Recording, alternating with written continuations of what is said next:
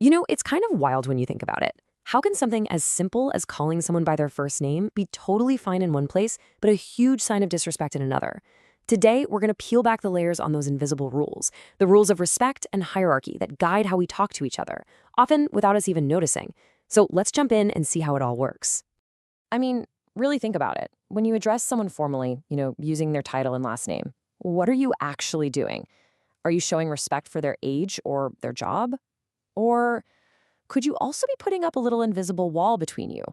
Well, the answer really truly depends on where you are in the world. So here's our game plan for this explainer. We'll start with the basic rules of respect. Then we'll dive into two really different models, Japan's vertical world and the flatter field you see in a lot of Western cultures. We'll look at what happens when they collide, see how it's about more than just words, and finally find the common goal that actually ties them both together. All right, so to really get our heads around these differences, we first have to start with the fundamental idea that's driving this whole conversation. Okay, here's the absolute key to all of this. There is no one-size-fits-all way to show respect. It just doesn't exist. How we see age, seniority, and status, that's all learned. And these aren't just little cultural quirks either. They are the actual building blocks for how an entire society works, from the classroom all the way up to the boardroom. To see this in action, let's take a trip over to Japan, a place well known for its very clear social structure. In Japan, society often works on what's called a vertical social structure. The easiest way to picture it? Think of a ladder. Your age and your seniority decide which rung you're on, and that pretty much dictates how you interact with everyone above and below you. It's not a suggestion, it's just how things are done. Now, what's really fascinating is seeing how this plays out at work. So picture a team meeting. The most senior person there, they're the one who sets the course. The junior members, their job is to listen and follow that lead. The main goal isn't to have a big, messy debate. It's all about smooth execution, keeping the harmony, and making sure everyone knows exactly what their role is. And this shows just how deep this runs. It starts way early. In school, younger students don't just call older students by their name. No way. They use special titles, these honorifics, as a sign of respect. And that single habit reinforces that whole vertical ladder from a really young age. Okay, so now let's do a complete 180 and look at a totally different model, one you'll find in a lot of English-speaking countries, especially in places like North America. Over here, the social landscape is much, much flatter. Of course, respect for your elders is still a thing, but those strict lines of seniority are way less obvious in day-to-day life. It's totally normal to call your boss by their first name, and things just feel more informal across the board, even when you're on the clock. Let's go back to that business meeting for a second. In your typical American office, for example, the whole dynamic is basically the polar opposite. Everyone, no matter how long they've been there, is encouraged to speak their mind. The idea is that the best idea should win, and you get there through open debate. So the input from a brand new hire could be seen as just as valuable as the input from a senior exec. So, you've got these two totally different ways of doing things.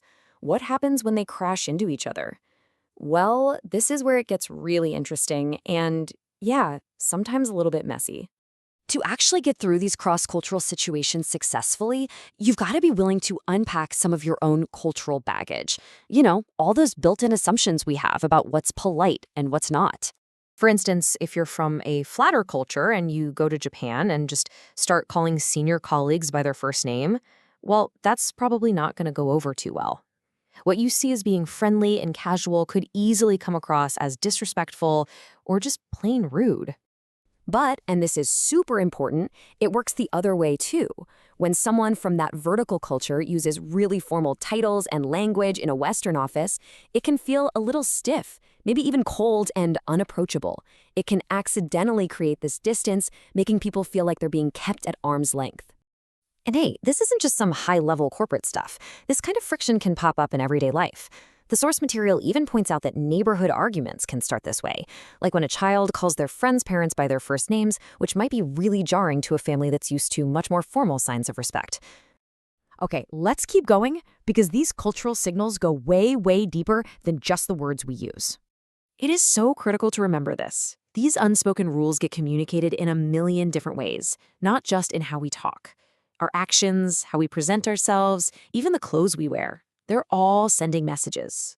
Just take what you wear to work. In a traditional Japanese company, a nice suit says a lot about your status and your commitment to the group. But then you hop over to Silicon Valley and you might see a CEO in a t-shirt and jeans. That's not a lack of professionalism, it's just a different cultural value in play, one that puts a premium on innovation and individual expression instead of formal hierarchy. So with all these differences, it's easy to think that these cultural approaches are just completely incompatible. But if you dig just a little deeper, you start to see a shared purpose.